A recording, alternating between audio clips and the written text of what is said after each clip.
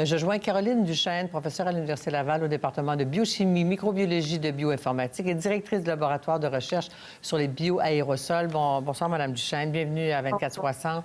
Écoutez, je lisais ce matin dans Le Devoir un article qui semblait dire qu'effectivement, la COVID-19 pouvait se transmettre par des aérosols.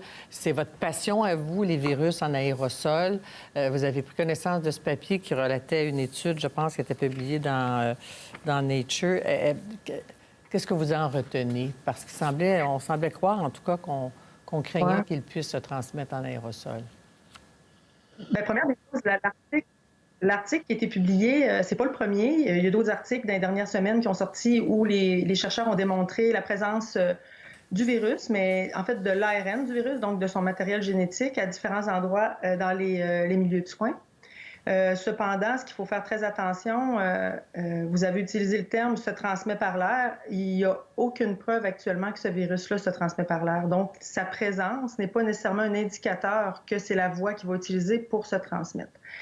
Cependant, les experts actuellement, ce qu'on s'entend pour dire, c'est que les aérosols jouent sans doute un rôle dans la transmission à un certain niveau. On en a parlé beaucoup par les semaines passées que les aérosols, s'ils jouent un rôle, c'est certainement pas un rôle aussi important que le rôle du contact et des gouttelettes, parce que à quelque part, c'est en quantité et en fréquence d'émission par une personne infectée qui est beaucoup plus faible. Moi, j'ai trouvé, la façon que l'article a été repris aujourd'hui dans les journaux, ça m'a un peu surprise parce que d'un point de vue scientifique, j'ai trouvé que ces résultats-là étaient en réalité une excellente nouvelle. Je m'explique. Dans les articles qui ont sorti récemment, les chercheurs mesurent justement l'ARN du virus dans les chambres d'hôpital à différents endroits. Dans l'article de l'équipe de Chine, c'est par exemple où les gens, personnel médical se déshabillent, se changent, tout ça. Les concentrations qu'ils retrouvent sont extrêmement faibles. On parle de 1 virus par mètre cube d'air jusqu'à peu près 10, 12, 13 virus par mètre cube d'air.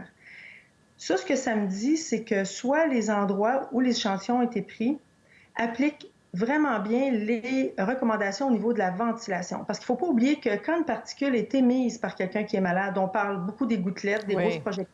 Bon, il va y avoir aussi des particules très petites, de quelques microns, qui, elles, vont s'en aller dans l'air, puis ils ont une destinée éventuelle de parcourir des très longues distances. Ces particules-là ne vont pas rester là à attendre. Si la ventilation fonctionne bien, elles vont être expulsées de la pièce, puis elles ne vont pas s'accumuler dans la pièce. Donc, ce que les experts disent en ce moment, c'est que s'il y a un rôle des aérosols dans la transmission de cette maladie-là, ça va avoir lieu probablement dans les endroits très mal ventilés, très peuplés, très confinés. Et là, ça pourrait jouer un rôle de façon un peu plus importante. Chose certaine, aujourd'hui, il n'y a pas de preuve que les aérosols jouent un rôle dans la transmission de la maladie.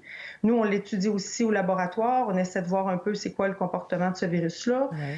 Mais de le trouver dans l'air, c'est pas la preuve que ça se transmet par l'air. Il faut faire bien attention. C'est complètement normal de retrouver ce virus-là dans l'air quand il y a plein de gens infectés qui sont présents. Mais est-ce que c'est ces études-là ou ces informations-là qui poussent les autorités à suggérer le port du masque pour diminuer au maximum les risques? Parce qu'on dit aussi dans l'article que les concentrations de matériel génétique étaient généralement peu élevées dans les lieux publics, les immeubles résidentiels, les supermarchés. Ça peut être rassurant parce qu'on dit qu'il faut porter le masque.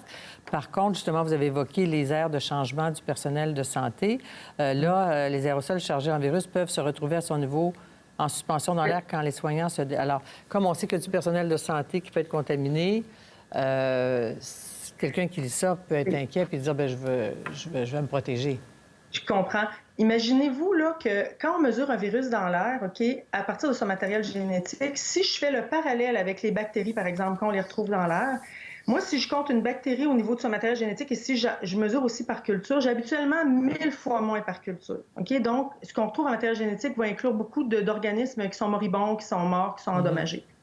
Donc, si on se dit qu'il y a à peu près 1 à 10 virus par mètre cube d'air totaux, donc leur génétique et leur génome sont là, on peut imaginer qu'il y en a moins de 1 par mètre cube d'air au final. Donc, les concentrations sont dans les milieux de soins, dans les articles qui ont été publiés, c'est très... Quand vous parlez du masque, tantôt, il faut faire attention. Le masque, là, il n'y a pas pour objectif de se protéger contre les aérosols. Il a pour objectif de nous empêcher d'émettre la contamination dans notre environnement.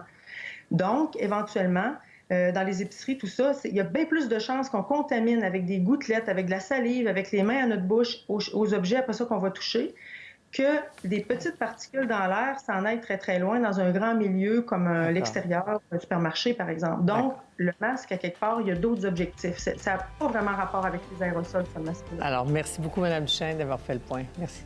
Ça fait plaisir. Merci.